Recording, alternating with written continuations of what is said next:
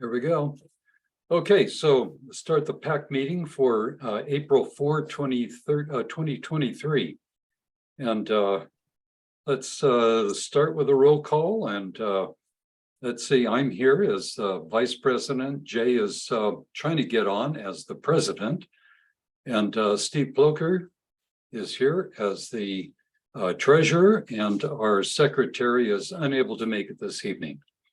So that's that part. So do we have a motion to approve the final agenda? I'm here. Oh, and Vicky is here too. Sorry, Vicky. That's okay. Okay. So moved. Okay, and a second for the agenda. I can second it. Okay, thanks. Okay, everybody, any questions on the agenda? Nothing. I'll approve the agenda then. And we have 3-0 as a quorum at least. Jay's still trying to get on. Let's move on then to public comment. We have a pretty good agenda coming along, so look at it before you request public comment, because what you may wish to talk about might be there. So public comment, anybody, for items not on the agenda? Oh, okay, nothing. Let's go on then to C, the consent calendar, and do we have a motion to approve the minutes from March 7?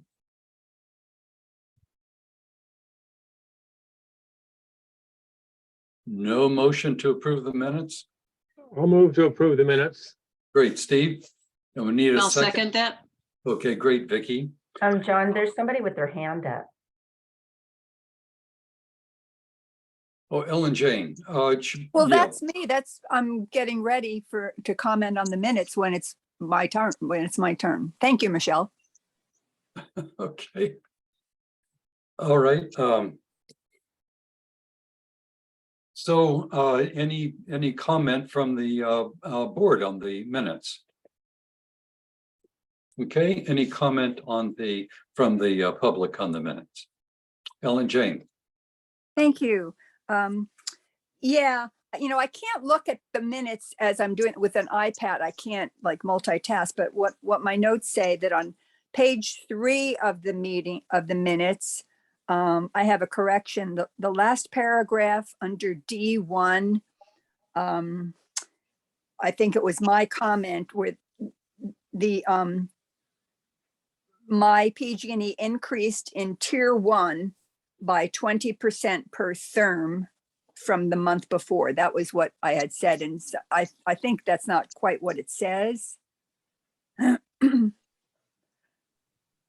Are you looking at it, John? Yeah, no, I'm writing this down. Oh, okay. Oh, well, isn't Terry gonna listen? She probably is. Let's see if she's on board here. Her name's not here. No, I don't see her on board, but I am recording. So yeah, Yeah. she that, but I Okay, wanted she'll to- get it. Yeah, thank you. Yeah, the PG&E increased in tier 1 by 20% per therm from the month before. Okay, and then page 2 in public comments, next to the last paragraph, I think Irma, I had asked about, isn't there a security service? Because I've seen them, and Irma was questioning whether the twins are still, she believes the twins are still the ones that turn off the lights and lock the doors. So is the security service gone? I don't know whether, it said it was confirmed that the twins still take care of it, and I'm not sure if that's correct. As on page 2 somewhere. Okay. I wanted to clarify that, and Matt is here, so hopefully he can clarify that. Well, the minutes are the minutes. We don't Yeah. necessarily have to challenge them and make changes. Oh, so you don't make changes. Okay. Well, yeah, if the minutes are the minutes and if there is an error in the minutes, we'll correct the error, but if it's misinformation by some form, then those are the minutes and we can correct them later if that's the case. Okay, should I bring it up again then? When it's Matt's time to speak? You know, it's something you can talk to Matt about. We don't need to take the meeting to do that, really. Okay. Yeah. Okay, any other comments on the minutes?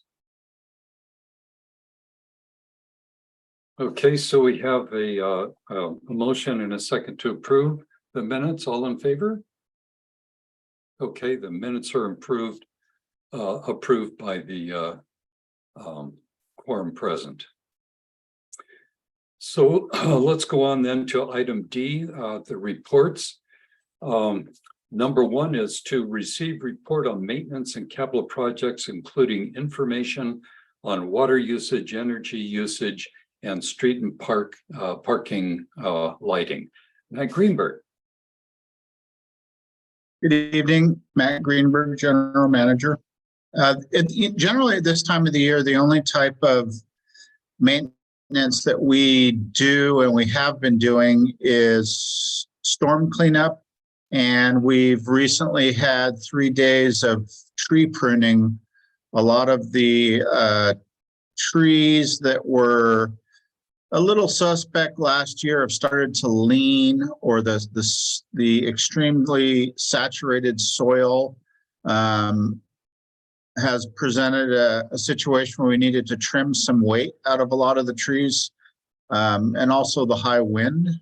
And people have probably seen tree service in the park yesterday, Monday, and today, as well as last week.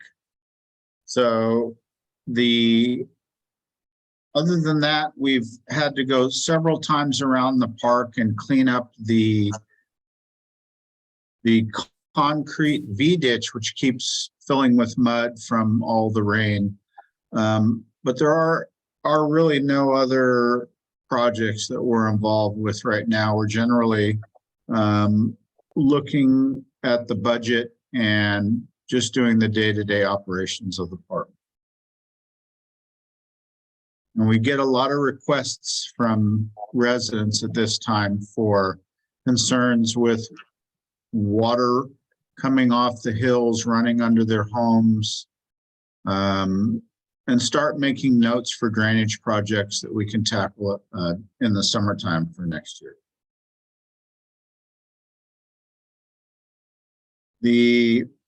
I did not put together a water usage table today or a utility usage chart. I'm pretty busy getting some other stuff done for the park. It's really historically similar to what I've reported on the last few PAC meetings. And we are expecting a new meter read coming up, and we get an every other month read, so I can give a better report for the water use during the next PAC meeting. We've had typically some of the street lights you're curious about, bulbs go out. We repair them. We've had several of them fall down recently that we replace the concrete in them, similar to the trees, super saturated soil or a vehicle bump into them. It's all typical day-to-day type of work.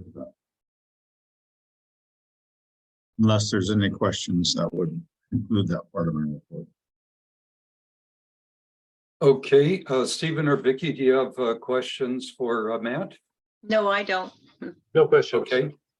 Is anybody from the yes, Anila? Can't hear you. Thanks, she's muted. Okay. There you Go ahead. Okay. Matt, would you be willing to clarify whether the security system is still here in the park, or whether the twins are taking care of the clubhouse, or what's going on? The security system, meaning the cameras? No, apparently there was a security team coming around and checking out the place. for a Well, while. yes, the Bright Star Security comes by 2 times a night. They initially come by between 9:30 and 10. They lock up the pool. They ask anybody in the clubhouse to start finishing up. They lock all the doors and windows. And then they lock the clubhouse and they come back one more time in the middle of the night, always different time, just to make sure that everything's locked up and everything is safe around the clubhouse. So to answer your question, yes, Beautiful, thank you. you're welcome. Any other questions for Matt on the maintenance and capital projects report?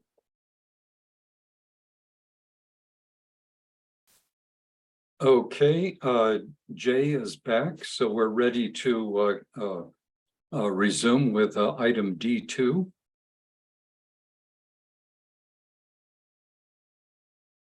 Receive reports from PAC Treasurer Steve Plosher. I have no report because I have not received the February financials. And that's generally what I would report on about this time. I heard from Matt and he said he does not have them either. So it's Well, up to the March financials, no, February. we've sent out the February, but we haven't sent out the March yet. We haven't had them. Okay, well, in my email a couple days ago, I was asking for the February. Might be able Okay, to- well, I will get those. So next time I'll have a report.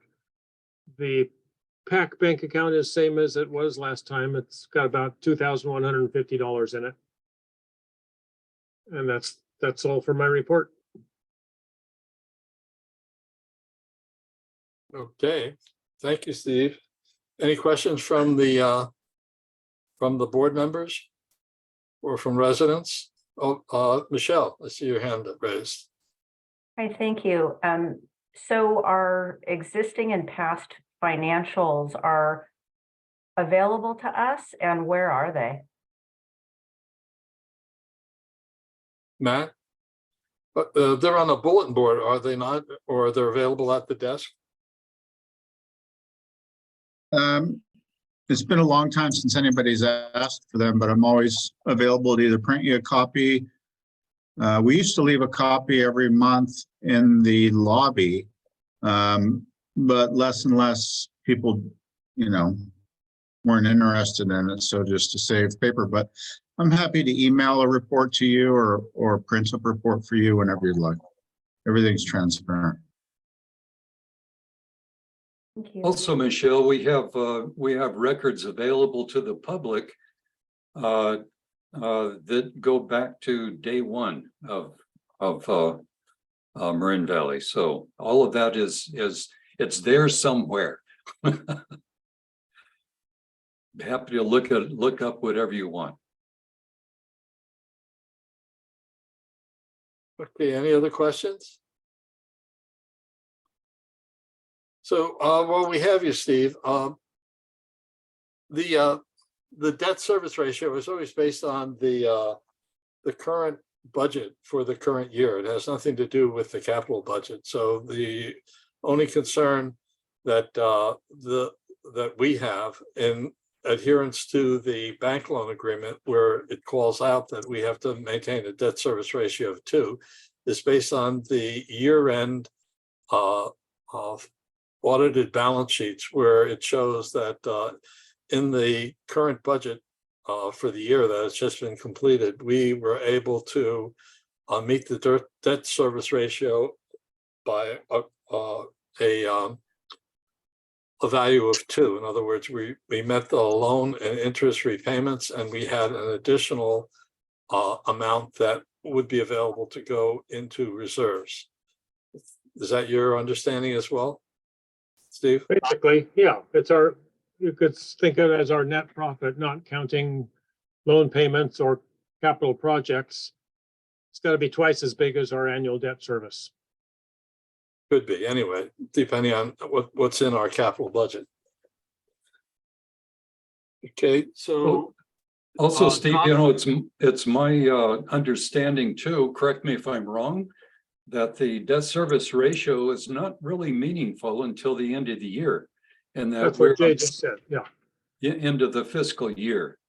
We're on an That's- annual budget, and so that budget is liquidated in different times, different amounts throughout the year, as long as it stays in budget by the end of the year, and the DSCR is above 2, then we're meeting our obligation. Is that correct?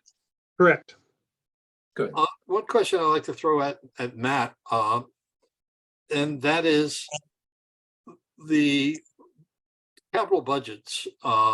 We have a number of them, say, running concurrently. And when we get invoices that are being paid by our treasurer in the Helsing group, are they cognizant of what is in the capital, or what are our expenses in the capital budget, as well as what are the normal budget requests or invoice that are coming in? I mean, the question is it possible that some of those bills are being paid and influencing the monthly calculation of the DSR rather than looking at the DSR at the end of the year? Do you know the answer to that, or do we have to go and ask the treasurer at Helsing Group? Well, any of the line items that are already approved in the budget, whenever I get the bills, the Cheryl, who is the CPA and does the books for the park, is directed to pay from the certain line items. I've always actually wondered why the fire abatement was, or the trees where there's projects, isn't put into the SIP budget, because you know, just for example, last year we spent a little over 145,000 on tree work that were projects that were approved.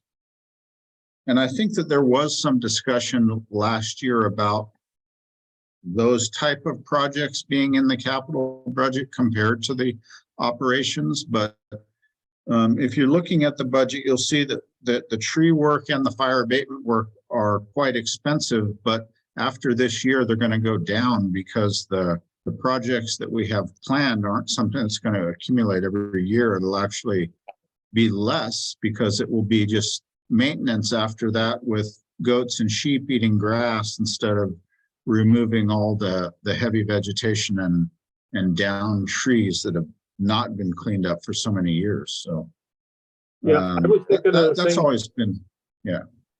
I was thinking the same thing, Matt, lately, Yeah.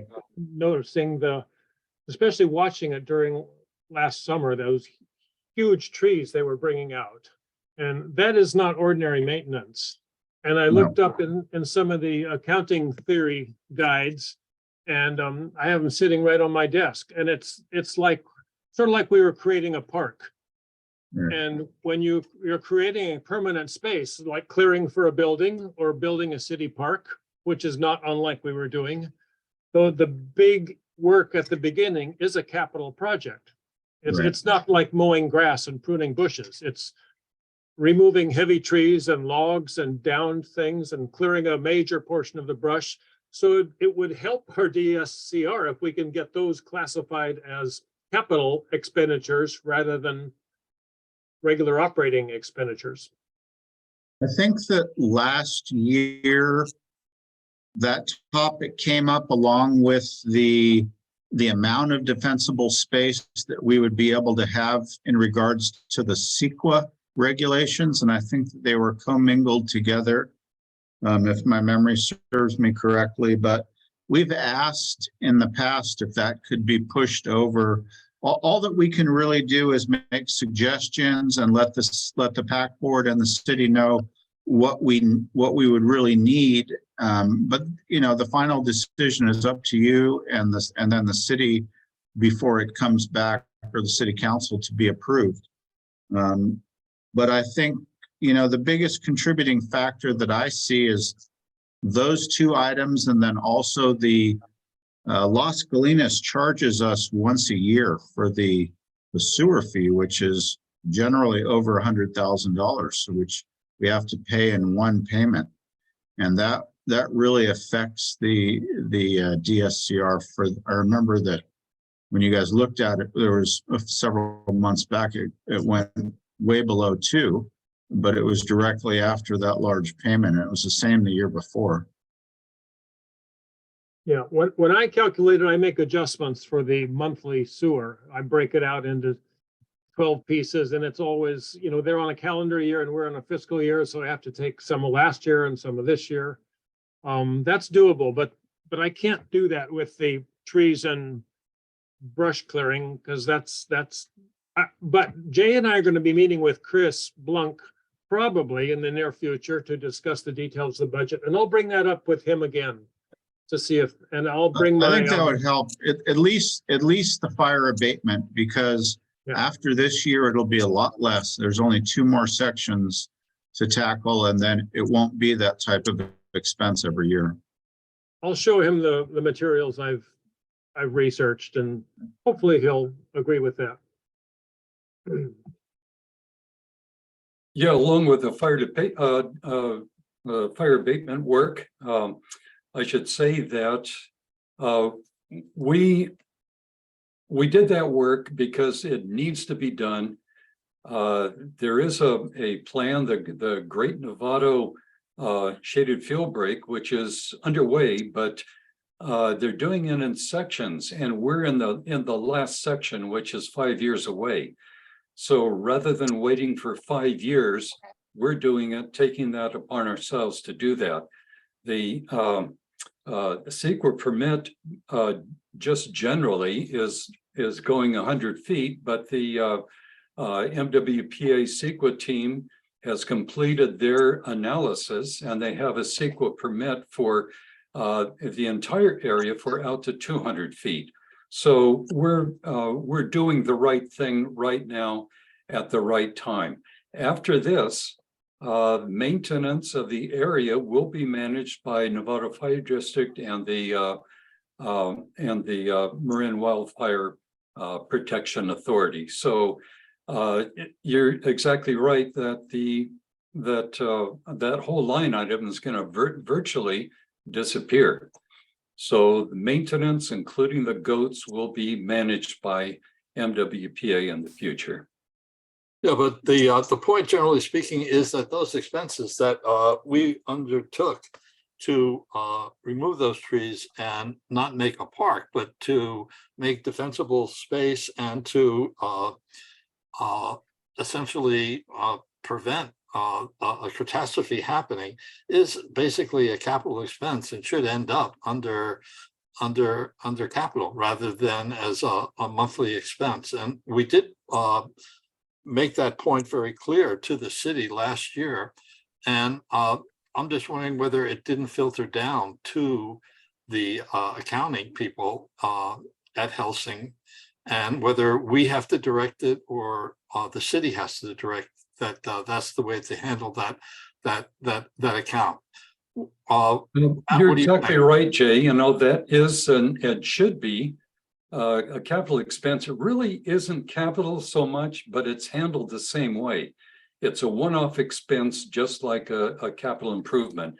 It doesn't improve the value of our property and the safety, just as a capital improvement would. So it should be treated exactly like a one-off capital improvement expense. Yeah, I mean, it enhances the value of the park, and it's Right. not maintenance. It's creating the operating space for the project to operate in. That's right. End of story. Exactly. So we should really, Matt, who do you think has to direct Cheryl in the accounting of these expenses? Does the city do that, or do you indicate? Well, I from think looking- with the drafts that we're talking about now, we make those changes now and send them back as revisions. And that's what the city will do as well. And then we'll have a final budget once they vote on it. So I Okay, think any changes are appropriate right now to say, hey, we need to make these changes. can you follow up on that, Chris? Absolutely. And pass that along to Steve as, when you're finished and ready to resubmit? Mhm. Good. Hey, thank you. Thanks. So as part and parcel of the this finance committee, we are going to be looking at the report that was presented to the city council, which is later on in the agenda. But the finance committee is going to be meeting to review those assertions that were made by the city in J2 of that report. And we are going to publicize those meetings. And we're going to, we'll talk about it again later, but we will invite all residents or interested citizens of Novato to attend those Zoom meetings and to find out more about what our understanding of how things are actually progressing in the future or for the future of MVMCC. So moving on to the next item, which is the 2x2 meeting, which, Jay, yes, Ellen Jane has her hand up. I think she has a question on that item. okay, thank you. Ellen Jane, I'm sorry, I didn't see your hand. Yeah, Go that's all right. Thank you. Just a quick question, backing up just a tiny bit on Matt's report about the sewer, about owing Las Colinas. Matt, did you say that that we owe 100,000 a year in a lump sum? Did I hear that right? Not exactly sure of the exact amount, but yeah, they require a once a year payment. It's the same amount of money that we bill out to the residents per month, but Oh, they okay. don't.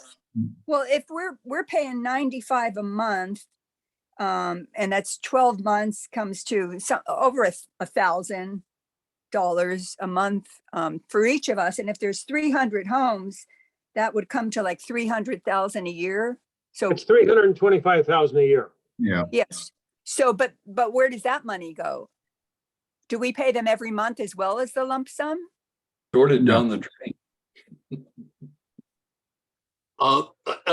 Ellen Jane, what Matt indicated was he didn't have the exact figures in front of him, but that the payment is not made monthly to the sewage authority, but That's they what I heard. request lump sum payments well in advance, which unfortunately distorts the DSCR. In other words, they're Honey, I'm not talking about the DSCR. I'm just trying to figure out the math that if we only have to pay them 100,000, the residents are contributing over 300,000. it was only an example. The number was an example. I don't have Okay. the actual financials. Thank you. That's all. Yeah, thank you. I was just testing my math. Thank you, skill. Ellen. Thank you.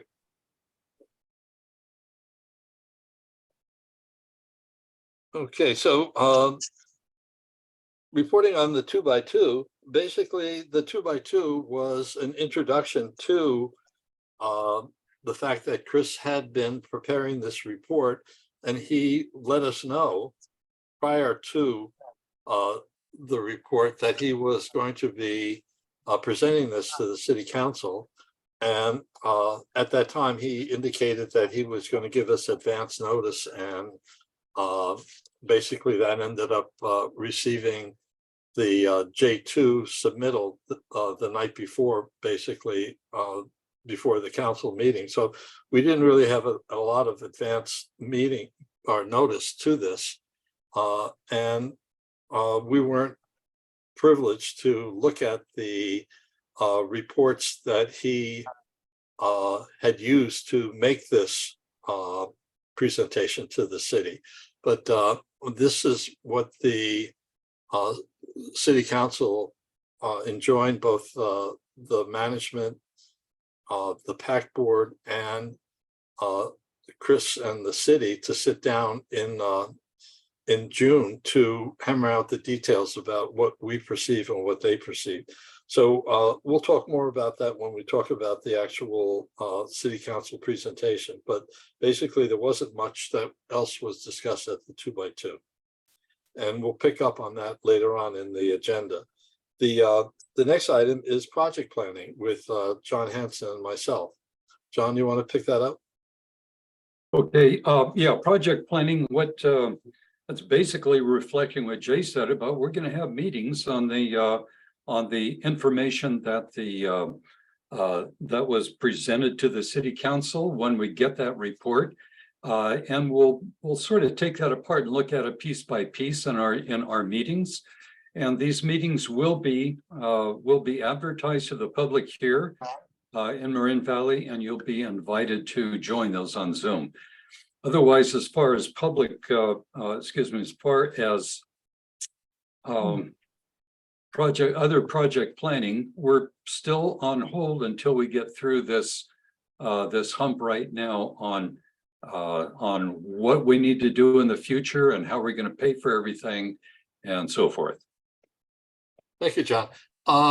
Carmen, right, I see that you're listening into the meeting, and basically at the end of the city council meeting, Chris came up to me and said that he was going to send over all of the background information he used to make that report, make J2.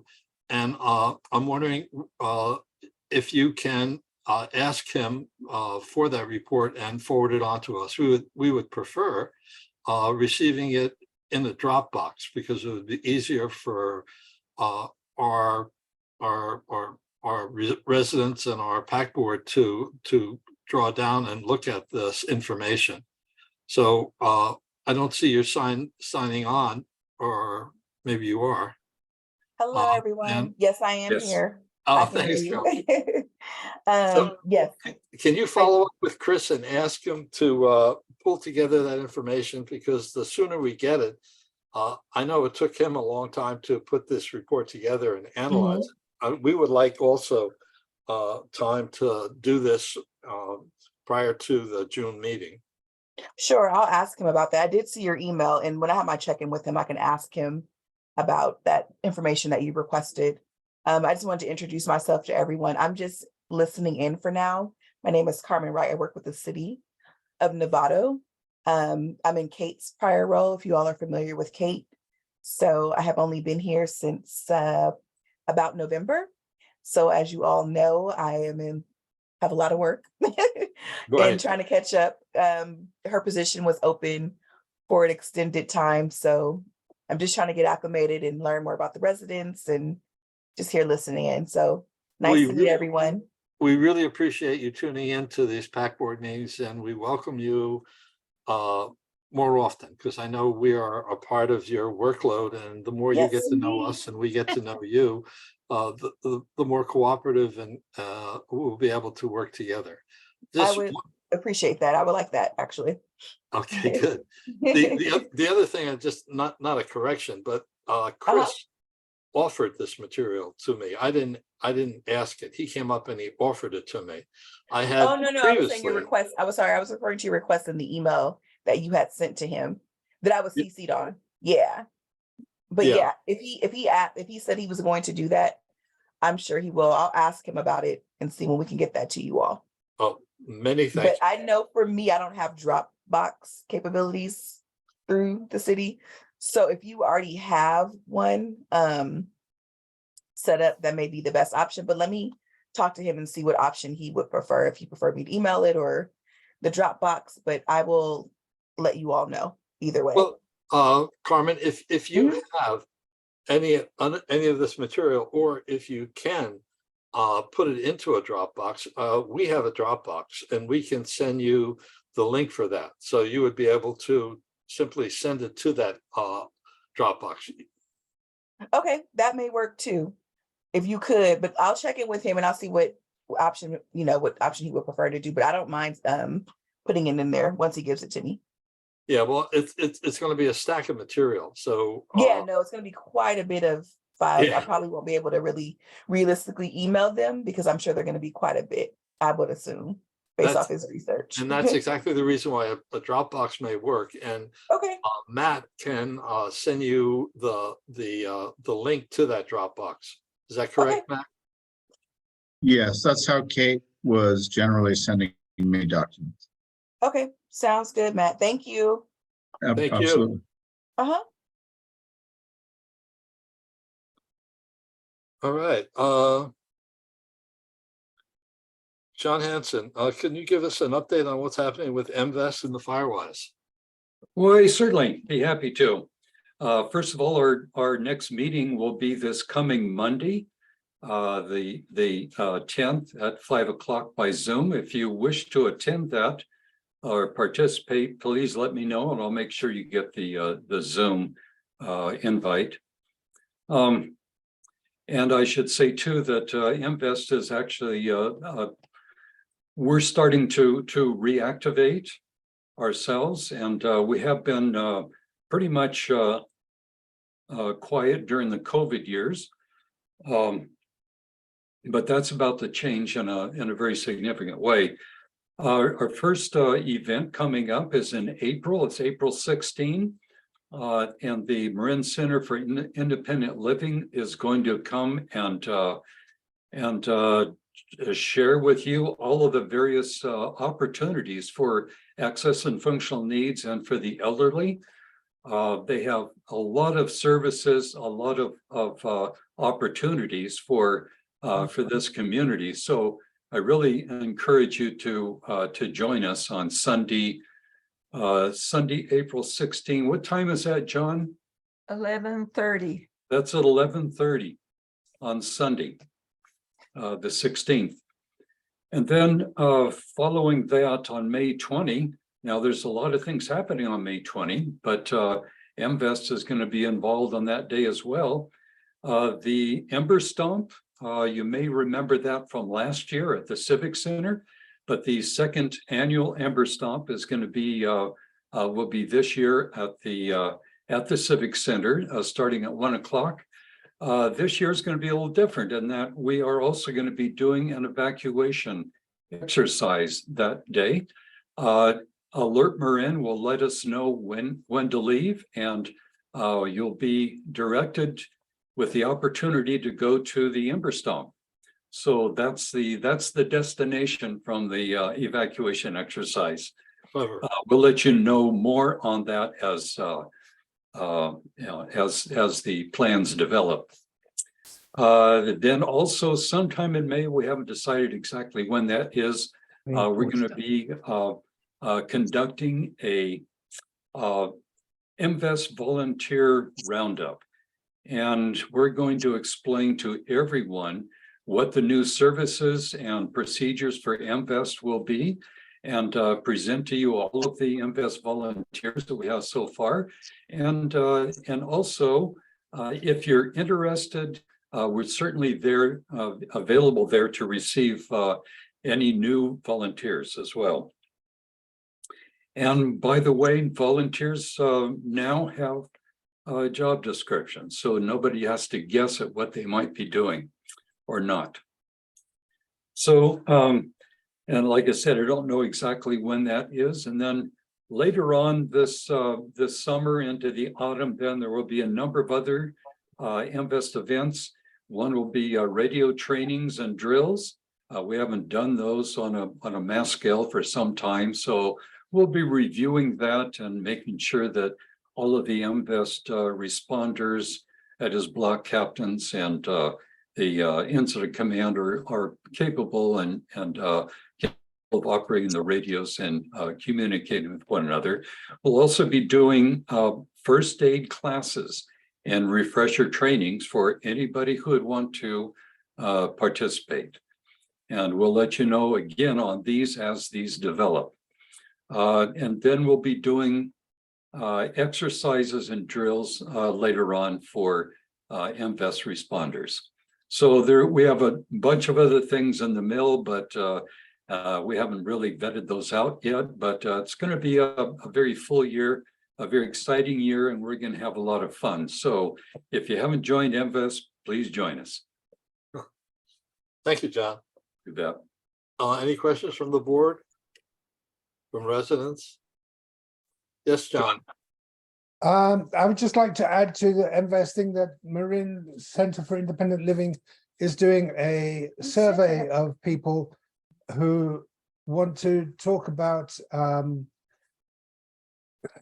supplying the needs for the handicapped and special needs people. And there will be a 1 hour Zoom call, and participants will be asked to give their opinions about what Marin CIL does, and they're going to get a $50 stipend for participating. So if you would like to participate, please contact me and I will put you on the list. Thank you. Is there a date for it? We haven't got a date yet, but it's coming up in probably May. And of course, that'll be in the Echo, right?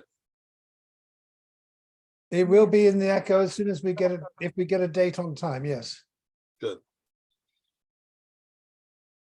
Any other comments? I'd like to move on to John Feld and HOL's report.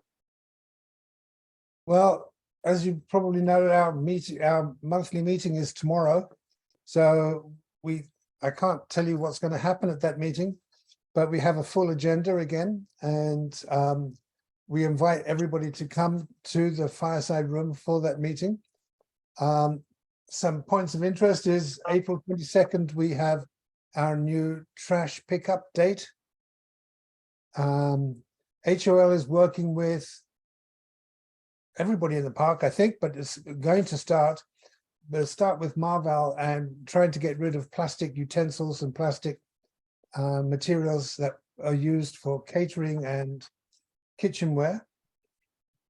And that's an ongoing thing. And if you would like to participate, again, contact me. If Janet's art class started today, the first of her acrylic art classes. We've got Bill Hartwell coming to sing folk music again this fall. And our piano's getting tuned. I think that's about it, actually. No. Wednesday, Thursday's yoga. Oh, yes, we've got a new yoga class. I beg your pardon. Starting on Thursday this week. It will be Thursday at 10 o'clock each week. And we've got a new teacher. And she has years of experience teaching for different cities and for just living around Marin. And she's been doing it for 20 years. And she's a lovely person. And I think the class will be great. Please come. Community meeting this Saturday. Recycling. Oh, we have, yeah. Irma's briefing me as we go along. We have the recycling meeting this Saturday, thanks to Ellen Jane. And that the whole community is invited to that and to learn more about how to properly recycle and what does and what doesn't get recycled, and get answers to all your questions. And it should be a fun event, and there will be food and active participation. I think that's it. Thank you. Thank you. Any questions from the board? Anila. Ellen Jane. Thank you. Yes, since the flyers went out so darn early, I think people might forget by Saturday. So please tell all your friends, please come. It's 11 to whenever, 12:30 or 1 on Saturday in the clubhouse. And it should be a really good meeting. So thank you. Ellen Jane, repeat the time. 11 to 1. No, it's off. On Saturday, 11 Yeah, to but 1. what time? 11 From o'clock 7 to 1. to 1 o'clock. Oh, good. Thank you. You're welcome. All right. Any other questions? Anila. I got a note from Kamala saying that water aerobics is starting as soon as the pool gets warm enough. Matt, do you have any notion when that might be?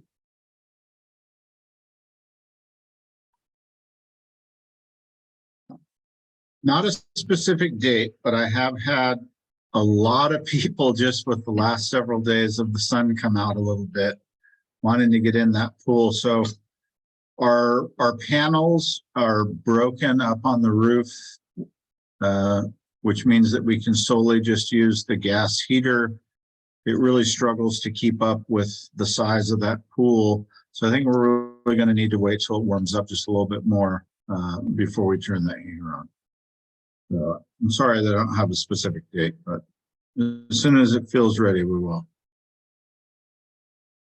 And Matt, the solar heating for the water, that's been out for a year, right? Or more than a year. Just this last year was the first year that we couldn't utilize it, but I put money in the budget last year to replace it. The replacement money is no longer in the budget because we need to replace the roof first. The money to replace the roof is in the budget, so I'm hoping that this year, late spring or early summer, that we could get that done, and then we could put some panels in, and it's really a great way to heat the pool without using a lot of gas heat. Right. Yeah, it's very, very quick payback. Yes, it's not very much Right, money. there's another thing you can carry back to Chris, how the interest of the residents in getting the roof repaired so that we can have solar heating and cut down on the cost of keeping the water warm in the pool, which is a big item. Agreed. I've spoken with Chris about it multiple times. I think there's a lot of other city buildings that also have roof problems. So I'm hoping that he does approve the money in the capital budget to replace the roof and could dedicate some engineers' time to help me. It's over my spending tier to get a good company in and do the work. Exactly. Seeing no other input, I'd like to go on to Carol Corey for a report on Marval. May I report on behalf of Carol and Corey? The spring fling is on April 15th. Deadline is April 11th. They're offering salmon or vegetarian quiche. The drink of the night is sangria. Following that is Cinco de Mayo on time, May 5th. You'll have a choice of pork chili verde, chicken or cheese tamales. The drink of the night will be margarita on the rocks. Reservation for that event is May 3rd. In the meantime, pub evenings are continuing with pizza and snacks. And just a reminder to everybody, that's $5 a head. And of course, drinks. All right. And that's it for now. See you at pub. Thank you.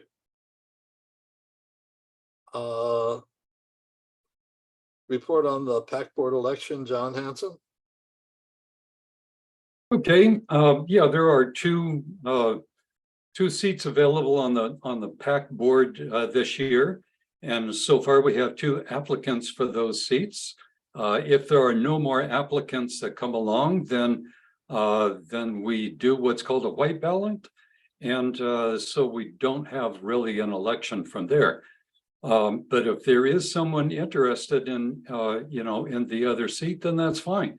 We'll go ahead and do the election. Just the timing on that right now, as I see it, is that let's see, by May 4th, we'll have the list of voters complete, which is all the residents in the park. And then by May 6th, we actually open the official nominations at that point. And we close them a week later on May 13. And then by May 17, we mail out ballots if we need to. And on the 21st, then we have we would have a meet the candidates at the clubhouse in the ballroom. That's where all the candidates would come in and say why you should vote for them or not. And then 2 weeks before, which is May 20th, then the ballots would be coming in, and we can start looking at those on the 23rd, which is the day before the meeting. Or no, excuse me, that's the day that the ballot box, the secure ballot box is put out. So they can put your ballots in on the 23rd. And then June 3rd, the day before the June 4 annual meeting, then the ballots would be counted and the results then would be announced at the June 4 annual meeting. one of those days, 3rd or 4th. Anyway, it's a long ways away. 3rd, yeah, June 3rd annual meeting. So, yeah, that's sort of the, if you followed along with my going through that, that's all for naught if we don't have any more than just the two candidates. So that's my report. Thank you. Any questions from the board or from residents? Okay. So there is no old business and new business. We've asked Matt to come to this meeting specifically to give a review to the residents of the new proposed budget for the fiscal year of 23-24. So I turn that over to Matt. Those of you who've received the agenda, the actual budget was attached as an addendum to it. Sorry, Matt, go ahead. That's okay. We're not proposing a rent increase for 2024. The long-term reserve plan is approved as submitted. The reserve study runs concurrent with the fiscal year, and our operating and maintenance expenses will be consistent with historical patterns, other than several line items that I've asked to be increased. Those line items are trees and fire abatement. The tree line item, I'm asking for an additional $30,000 to $150,000. Our general repair line item, which I used quite a bit last year, I'm asking that to increase from 85,000 to 100,000.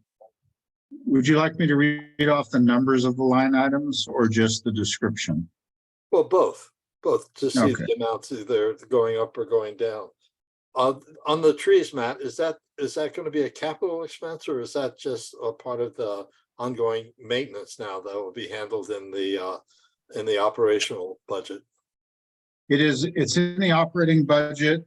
Some parts of that have been commingled with the fire abatement.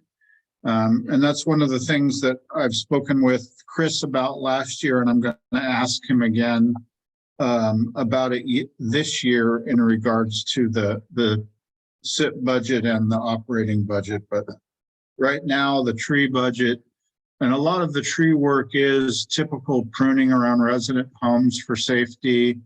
But last year, we used a lot of that budget towards fire abatement for the defensible space, along with the fire abatement line item because of the increased costs. Okay. The rent deferral program is being discontinued. There was a $7,500 amount in that line item. That's being zeroed out this year. There were some people that took advantage of it, but most people weren't interested in it. Do you want me to mention some of the capital budget line items as Sure. well, or just operations? Both. Okay, so the retaining walls and the slopes and drains and V ditches has always typically been into the capital budget. We're asking for an additional several $1,000s in the retaining wall budget. It's currently at 75,000. We went over budget the last couple of years by 4,000 or 5,000. We're asking for 77,250. The slopes, drains, and V ditches, each year I try to get that up quite a bit, but I think that typically right now the V ditch that circles the park has got some severely damaged areas, and the 25,000 that we get for putting in French drains and for fixing the V ditches is never quite enough. I'd like, I could use 75, 80,000 in that line item. I don't think that we'll get it. But I didn't propose that much because I've never been provided that money. We did roll over the clubhouse roof and HVAC replacement, which is in the 23-24 budget of 350,000. There's plenty of room in that to replace the roof, replace the panels. And there's some carpentry that needs to be done with some deferred maintenance out by the pool part of the clubhouse.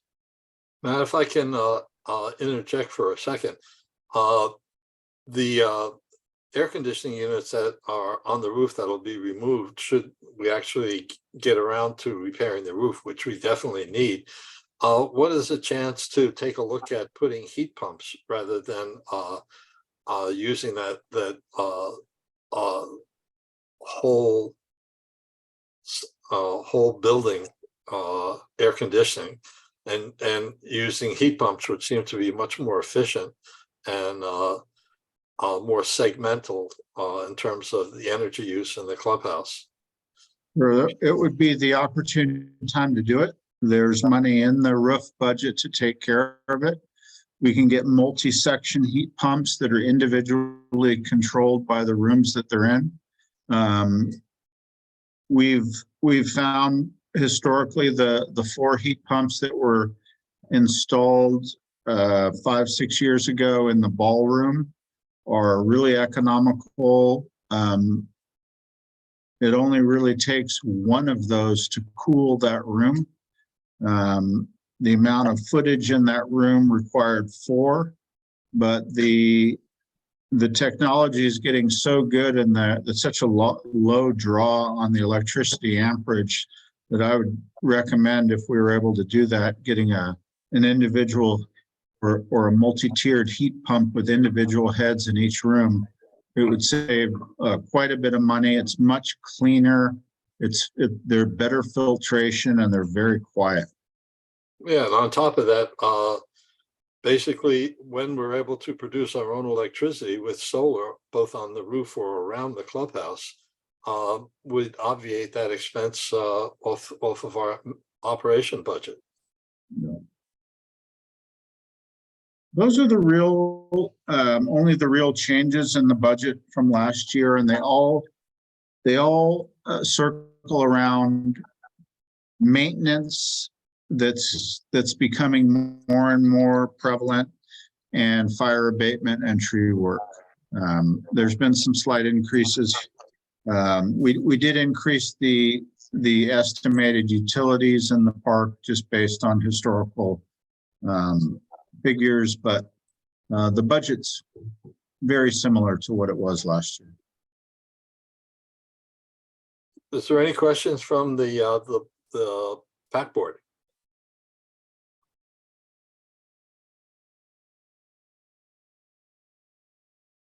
Any questions from any of the residents?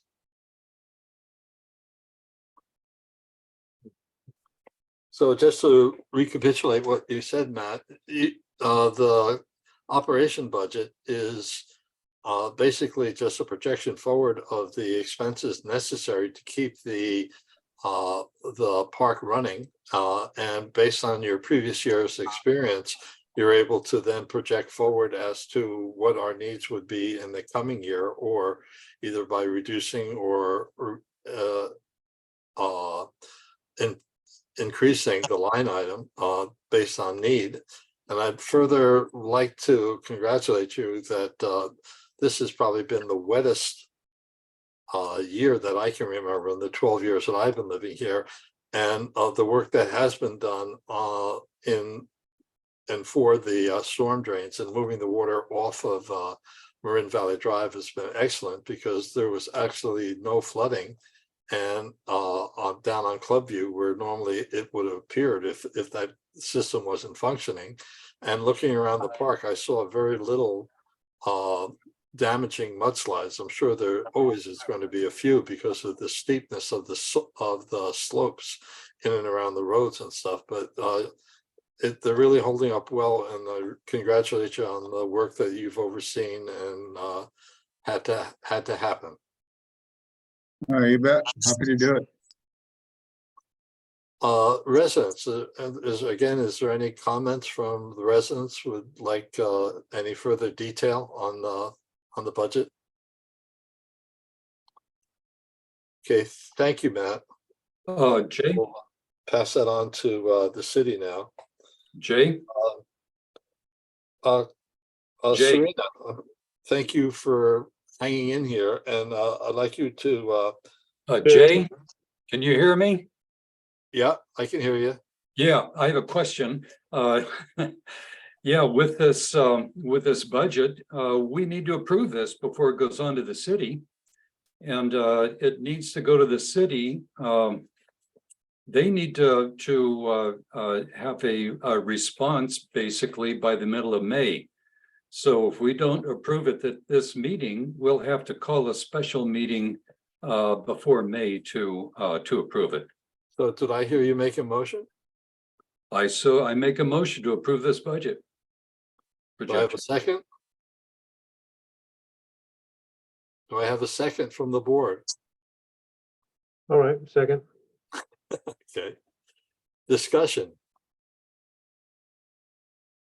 Well, usually Jay and Chris Blanc and I meet to discuss the budget. And that has not happened. I So, think that'll happen in the next phase. In other words, we pass it on to them, they'll take a look at it, and then we will have a meeting with them to go over it. okay, so we'll still get an opportunity for some input and changes, Absolutely. even though we approve it tonight. Yes. Okay, Yeah, this is a John, vote of confidence to Matt and Helsing Group for the work they've done. And I think it's an excellent job that's been done. So that's that, it needs to be approved by us before it goes to the city. And this is our opportunity to do it. Convenient opportunity.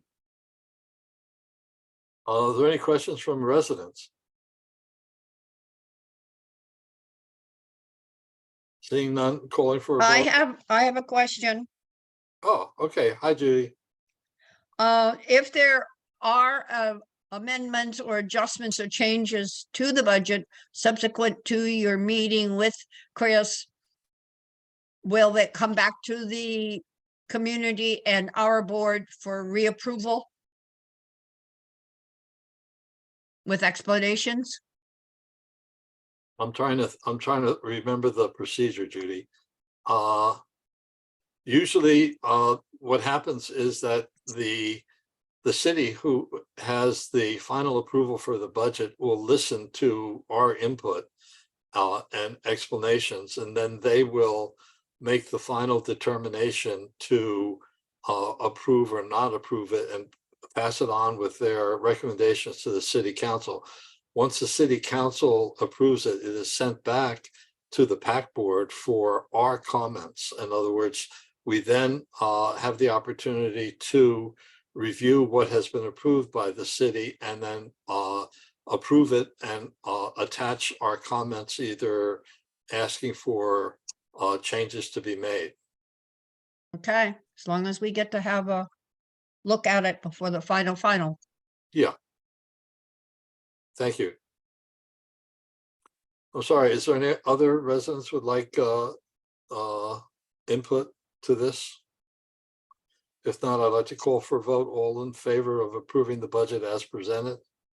Aye. So 4-0, all is well. And thank you, Matt. And then moving on to Serena Fisher on the review and possible approval of the draft proposal of the rules and regs to be sent back to the city for further review and input from park management, park residents, and from the city before finally implementing. So can I call on Serena? Sure. Hi, good Hi, evening, Serena. everybody. So after many months, the rules and regulations came back with some comments from the city attorney. Carol Joy and I reviewed those particular comments and responded, and there were very few actual requests for information or comments. You were sent a copy of the work that we did. It was all highlighted so you could see track changes. And from what I understand, the next process is that the board will approve these to go back to the city. And there is a process in place that involves the community.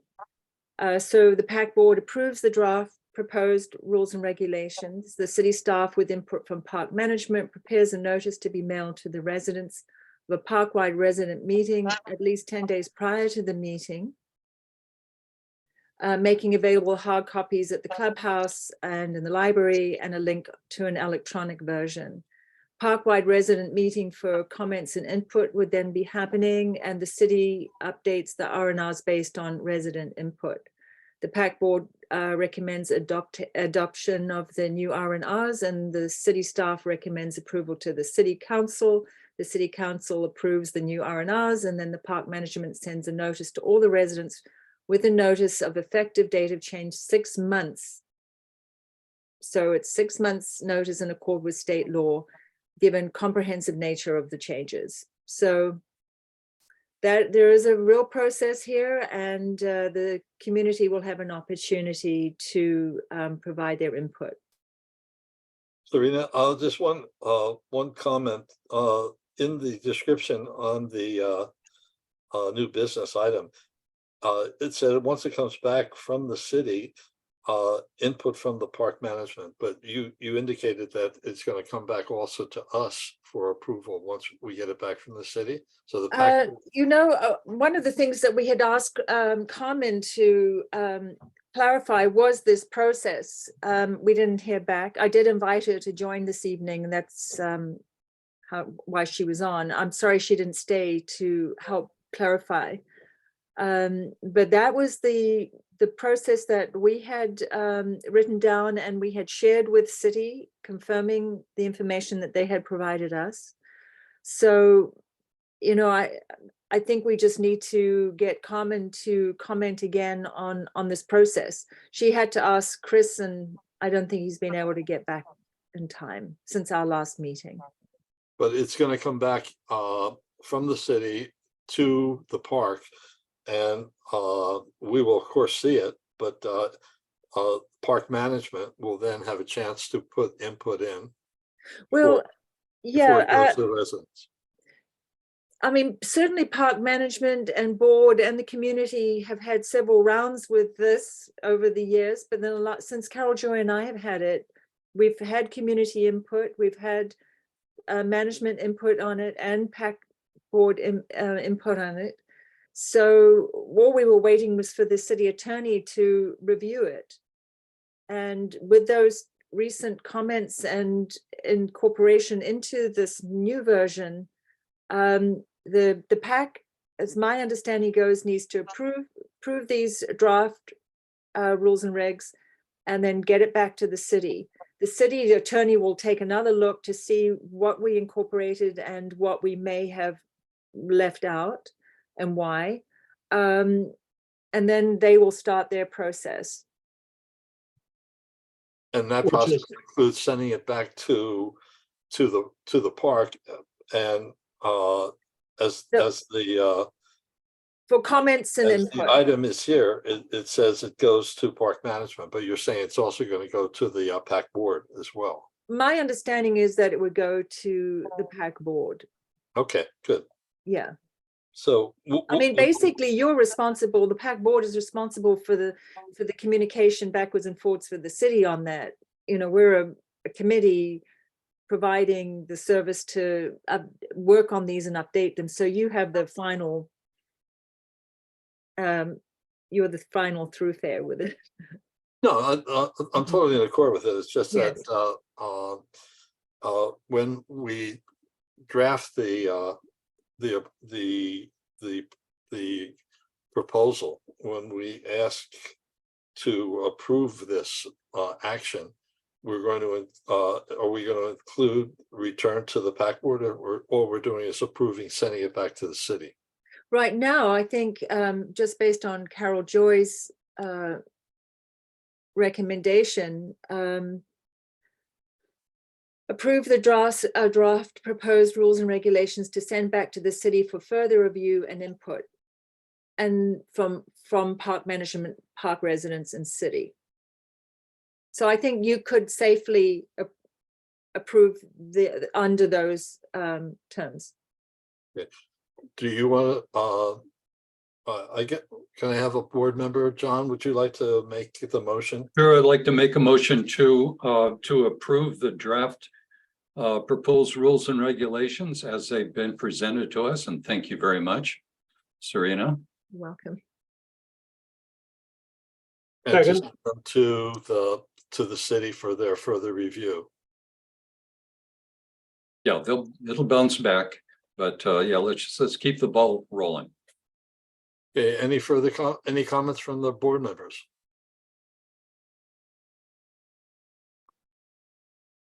And comments from the residents? Ellen Jane, I see your hand raised. Sure, thank you. I'm puzzled about this whole timeline because as I read them, I see things that were 4 or 5 years ago. So these have been updated since 4 or 5 years ago, or just by you and Carol Joy, Serena? There's things in here that are, I don't know, I guess there's rules that are just made to be broken. But I'm going back several years, and I don't want to be draconian about it, but there's things that don't make sense, like about long-term guests and indoor pets only, and about the parking in the cul-de-sacs. And then there's also the my issue that no laundry may be hung outside. And this is we're looking at climate catastrophe, and this seems to be backwards. So yeah, I'd like to respond to that, if I may. These issues, you brought up some of these, Ellen Jane, in the meetings that Carol Joy and I hosted for the community. All that input was included and shared, and the rules, the current rules are the rules that were updated 2 years ago. Okay, so 2 years, you're saying. Okay. So this process has taken a couple of years with the city, with their attorney. Yes, I do remember the former assistant city attorney or whatever sitting on it for a long time. Okay, well, okay, like I said, there's rules that are not valid. I'd like to just say as a comment that when they come back, when this comes back from the city, they will be presented to the PAC board, the park management, and also to the residents for further comment. And that comment may affect what the actual final rule and regulation is, based on basically the consensus of what the community wants to have for rules and regulations, as long as they are enforceable and as long as they are in basic accord with the laws of the city, the county, and the state, and the country. So we will have further opportunity to look at the matter, but this so far is a consensus of what Carol Joy, Serena, and John Hansen, and a few others have, Peggy Hill, have put together over the course of 7 years. And we're trying to move the ball down the road here. And Oh, yeah, we'll come no, back and we'll have another chance to again come to a consensus before they are implemented. Thank you, Jay. Yeah, I'm not losing sleep over it. Thank you. Okay, any other comments from either the board or from residents? If not, may I call for a vote, and would you read the motion again, John, that you're proposing? Okay, I propose that we approve the draft rules and regulations and in order to send them on to the city so that we can get them back and eventually get them implemented. Right, so the proposal is to approve the draft of the rules and regs and send it back to the city for their further review. That's it. Does that sound right, Serena? I think so, yes. Okay. And would you pass that, once we vote on it, would you pass that on to Carol Joy so she'll transmit that to the city? Oh, it'll be in the meeting notes, won't it? Yeah. Oh, you want Carol Joy's away? Yes. Yeah, but when she gets back, she would normally pass those on, but Well, I guess you could send them if you want to the I city. mean, if the board approves, I will send them to Carmen. Good. So can I call That's for a fine. vote? Thank you. I, All in favor? Excellent. No. Just got a second. That's 4-0. Okay. Okay. So we move on to the third item on new business, and that is the discussion concerning the March 28th council meeting regarding MVMCC long-term sustainability. I'll just start that off with basically a discussion that what we were given was a presentation by Chris Blunt and the engineering department, seconded by the city manager, of looking at the long-term sustainability and the liability of the city, and thereby the liability of the residents to maintain MVMCC for the next 20 or 30 years. Now, normally, the projection forwards are usually a little bit less than that. Perhaps they try to look forward 5 or 10 years. In that report, a lot of what was presented, such as how much it's going to cost to redo the swimming pool and the hot tub, given as a lump sum figure. Basically, we just resurfaced that a few years ago, and probably won't have to do it again for another 20 or 30 years. I mean, the pool had been in service for quite a while, and we basically resurfaced it and retiled it just a few years ago. So there are a number of items in the staff report presented to the city that there's no necessarily total disagreement by ourselves, but we need to really iron out the facts related to what was presented to the city council in that report, and to be able to give our input to it, and to be more realistic as to what needs to be done in the foreseeable future of 5 or 10 years, and of course project forward for those longer term usage. But the idea of putting up a new clubhouse in the next 10 years at a cost of $9 million doesn't seem to be very necessary, in the sense that as long as we can maintain it, as long as we can put on a new roof to prevent the deterioration of the thing, it'll be fine.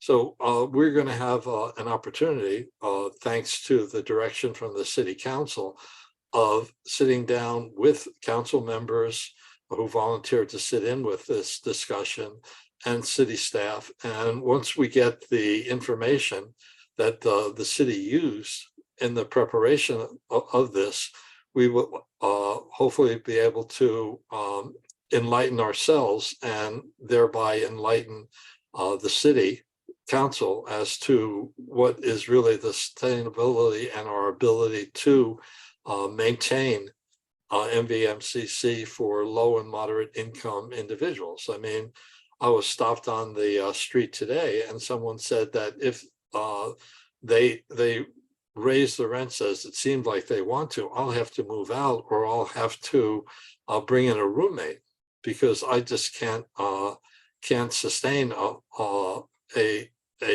increase in the cost of living here. And the idea, of course, in the instigation of this taken on by the city of Novato and the NFA in the year 97 was to provide housing for low and moderate income individuals, of which there were many at that time living in the park, and there are many who are still here. And their income is predicated on when they were working many years ago.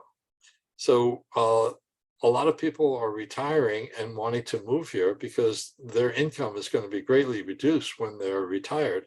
And the figures that I saw recently from Anila Manning was like the average low income person in Marin is $75,000 a year. And believe me, there's a lot of people who have retired here whose income is a lot lower than that. So I think what we have to do is really go through the report that was presented by Chris in this review in June to be able to put our input in. And I'm really pleased that the city has given us this opportunity to do so. So in that stead, the Finance Committee and the project committees are going to have in the beginning Zoom meetings to elicit interest from the residents, and hopefully we can find people who can help us analyze and develop an approach to what has been presented to us. So anyone else who listened into that report, I'd welcome their further input if you'd like to. Is there any comment from the board?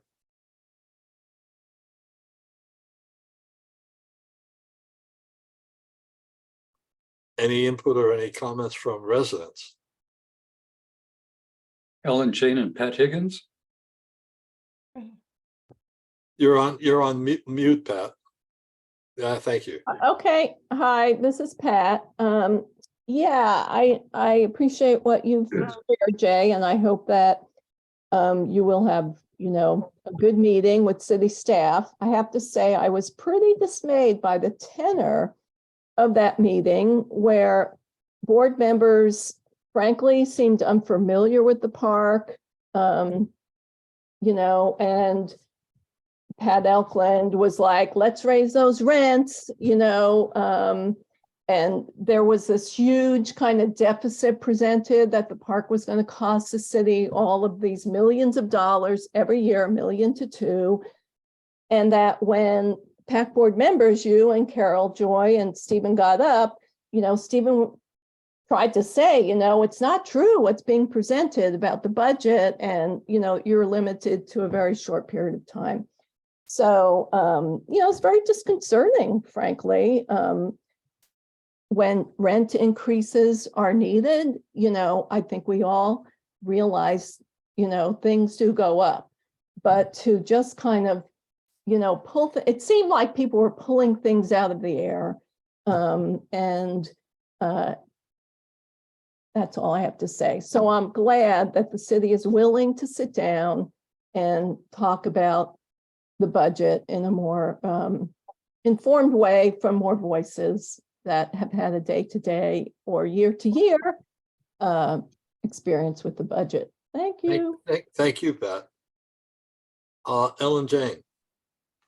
Yeah, thank you. I'll second that, what Pat said about being disconcerted about them being uninformed. And the only person there that is familiar with the park really is Pat Eklund, and she wasn't very helpful.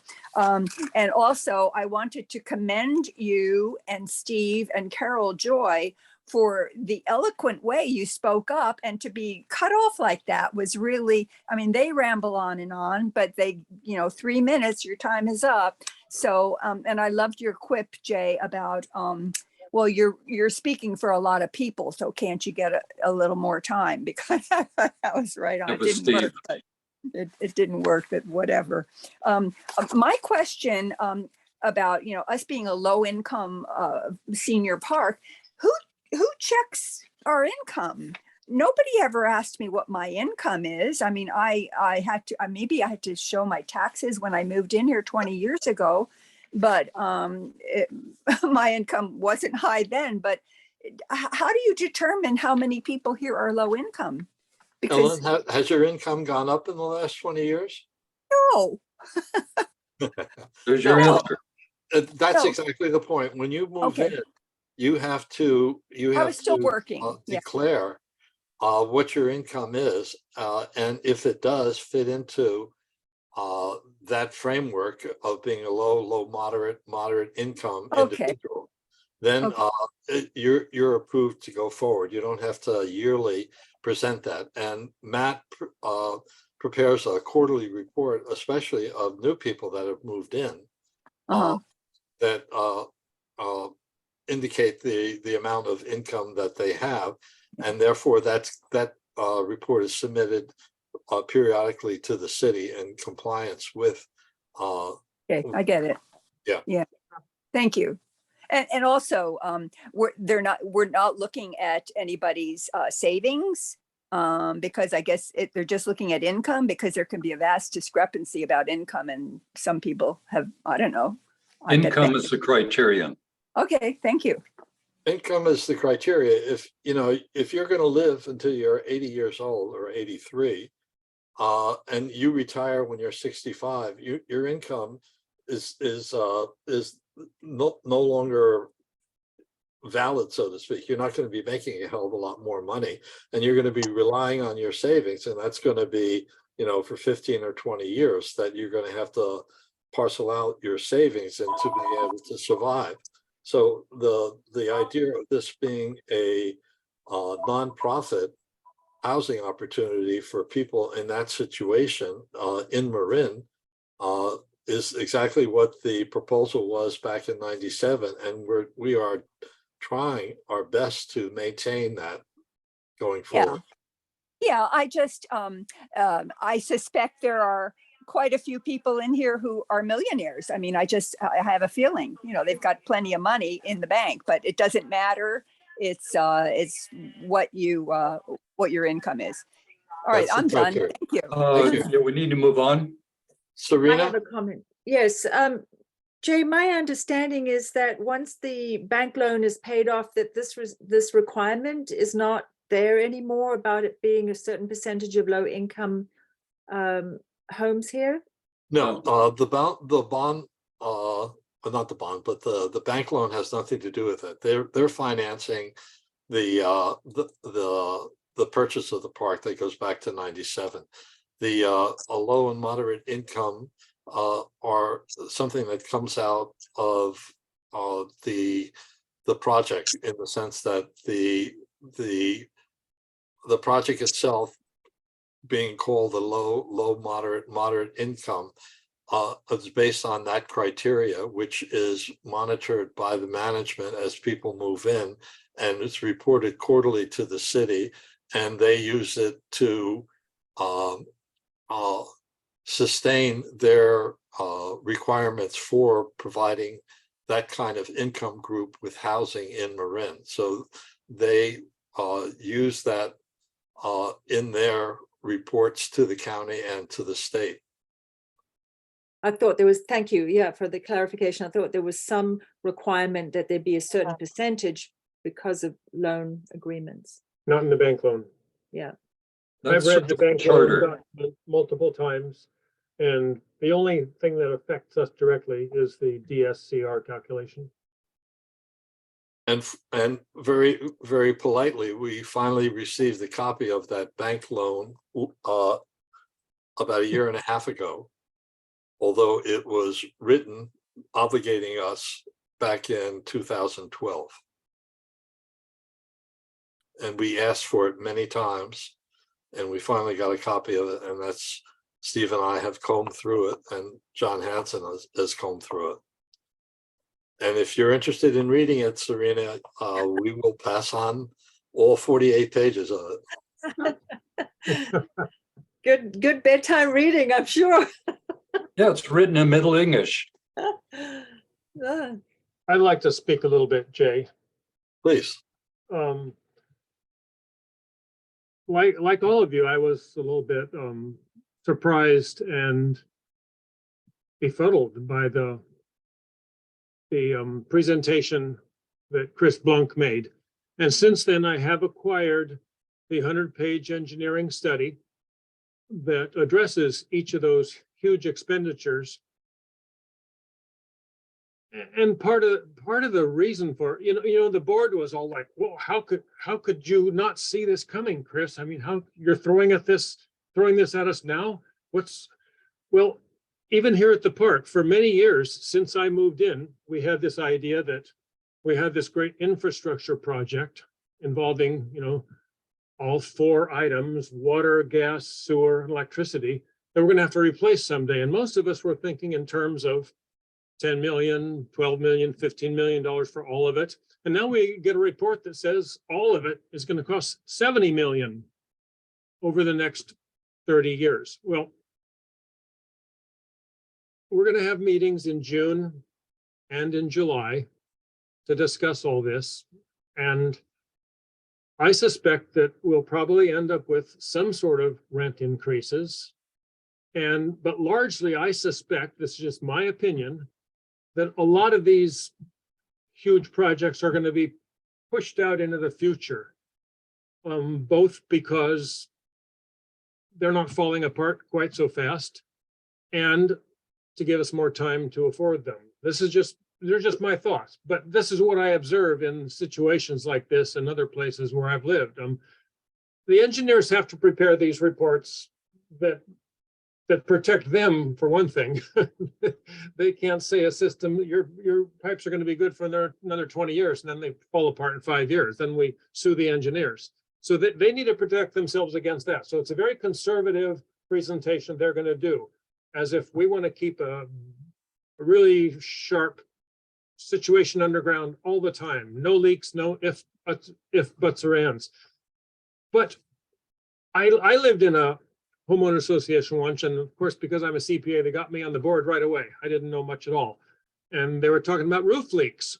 And I said, so are we going to replace the roofs? And they said, what? No, we fixed the roofs. And if they leak again, we fix them again. We don't replace the roof until it leaks everywhere or it's causing damage. So that should be the same thing with our underground utilities. Are we seeing geysers coming out of the ground because the pipes are breaking? A little bit, but nothing that Matt is not able to manage with a very reasonable budget.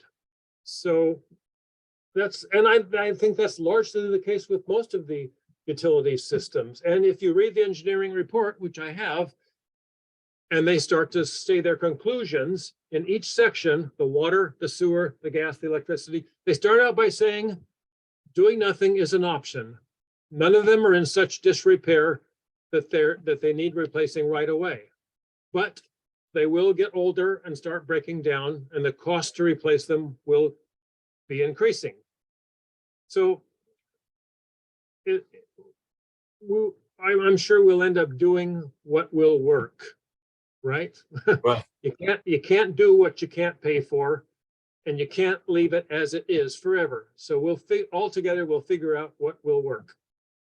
Yeah, well, I mean, just following along with what you're saying, the idea that you don't repair something, then you have to replace it. But if you are in the process of going along on a regular basis on repairing things, that asset can live a long time. I mean, I saw a BMW running around today that is 45 years old. That lives There's 100-year-old pipes underneath the city of Philadelphia. Yeah, exactly. So, I mean, maintaining and putting funds into the maintenance not only defers the need to replace it, but it gives you more opportunity to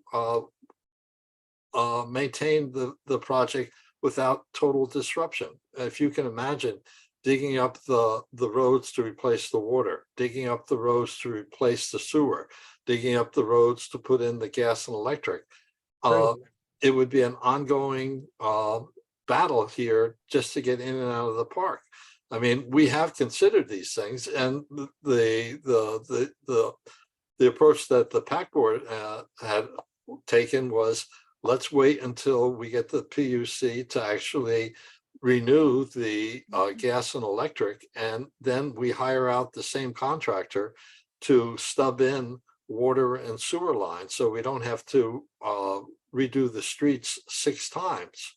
Let's do it one time, and let's be intelligent about it. And a lot of what I saw in that report that was presented on March 28th was, what would be the cost of individually replacing these facilities? And,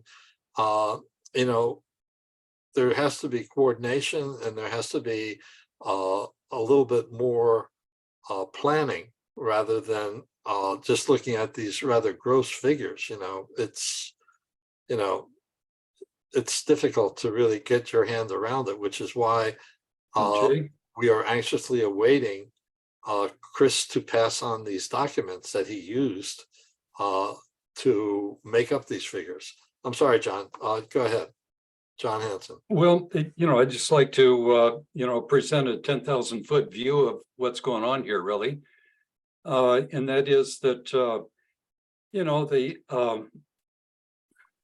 given the situation where that we're in with our relationship with the city, we really have 2 different objectives, and they're miles apart, really, right now. Our objective, is to have a place where people can live, and especially people that are low, very low, and low to moderate income.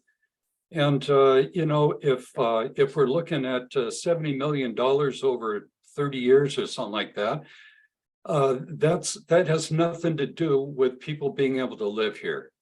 Right. Okay, so that's our objective. That's our perspective, is that we're going to make it work no matter what, and allow for the low income people to have a comfortable life here. Okay, the city has a totally different objective. They want to make absolutely certain that this project has no downsides in terms of liabilities to the city. Yeah. So that's why Chris Blanc put this together. Chris Blanc is an engineer. As Steve mentioned, engineers, they pad everything. And if it goes 10 steps along to different levels, it gets padded 10 times. So that's why it ends up to, $40 to $70 million from 10 to 15 million. So that's the city's perspective. They don't want any liability from here at all. And they want to make absolutely certain that there is no liability or no threat of liability.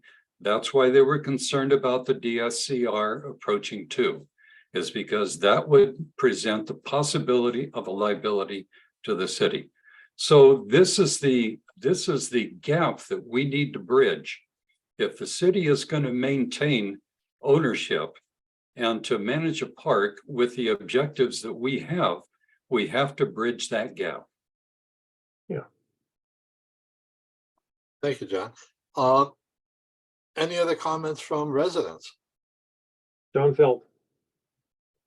I just want to quickly comment that I grew up in London, in England, and most of the water mains and the sewers that are operating in London were in place in 1875.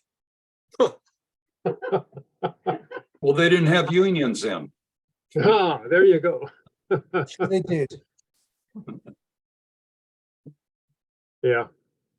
Okay, so just going forward, we are going to publicize the gathering of the finance committee and the gathering of the project committee to review the documents that we are going to be getting from the city and to be reviewing what they presented to the city council on J2 to come up with a coherent approach from our side that we can discuss in the middle of June with city council representatives there as well. And hopefully then we'll have a collaboration between the city's engineering staff and our own approach.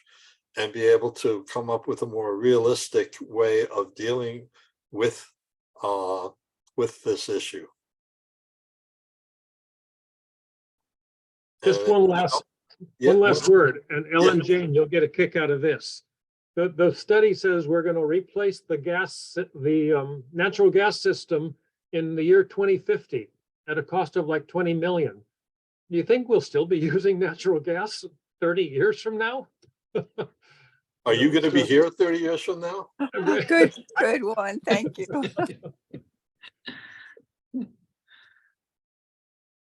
Okay. So may I call for the determination of the next PAC board meeting being on Tuesday, May 2nd? Does anyone have any problems with that? Any of the board members? Vicky, no? Yep. So we're all good. So with that, I'd like to call for adjournment and One thing, Jay, just to make sure that, you know, that meeting in May, it will be at 7 o'clock and not 6. which meeting is that? Oh, yeah, I'm sorry, you're right. Yeah, the meeting, the PAC board meeting is going to be at 7 PM as where it normally is at 6. We're pushing it ahead 1 hour, this time only. Okay, Okay, thank you very much. See you next time. thank you Peace. for the meeting. Please remember to come to the recycling meeting on Saturday at 11 o'clock at the clubhouse. Thank you. Any pizza? And pizza. Yay! Yes, good, good.